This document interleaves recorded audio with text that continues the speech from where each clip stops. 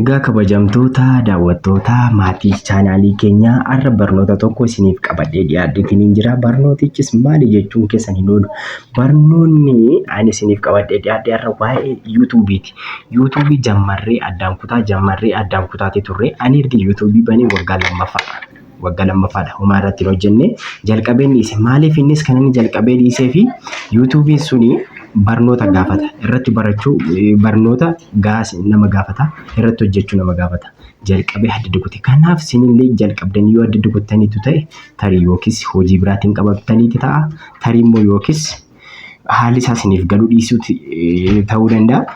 Ani amma barnoota isaa eegalee xumureetiin hin jira. Kanaaf yaada yuutuubiin akkamitti akka guddatu maal gochuuti akka qabnu kamirratti akka hojjechuuti qabnu qabadhee isiniif dhiyaadhe. Kanaaf namoonni yuutuubii jalqabuudhaaf haaraa taatanis namoonni jalqabdanii jirtanis wantoota isin irratti hojjechuu qabdan wantoota ijoo tokko lama jedhee isiniif fideetiin hin dhufe. Warroonni iimeelii banattanii gara yuutuubiitti seentanii baanarii taambineelii keessan hojjetattanii lafa kaawwattan baanarii taambineelii qulqullina qabu. Baanarii taambineelii sirriitti ija nama harkisuu danda'u irratti hojjechuuti qabdu jechaadha.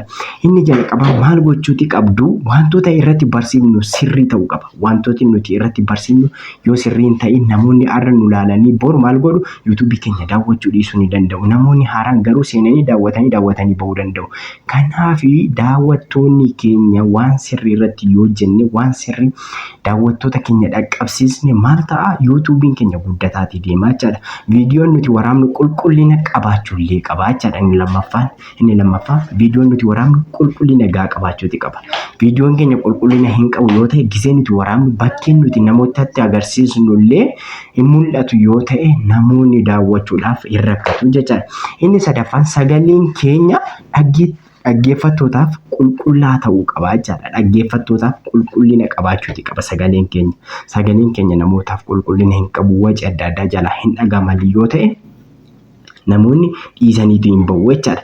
Kanaaf viidiyoo keenya gidduutti immoo wantoota hojjennu isaanii ibsaatii fi wantoota hojjennu maal akka ta'u akkamitti akka hojjetamu gidduutti agarsiisaatii sirriitti barsiisaatii deemuu qabnaa jechaadha. Inni arfaffaan.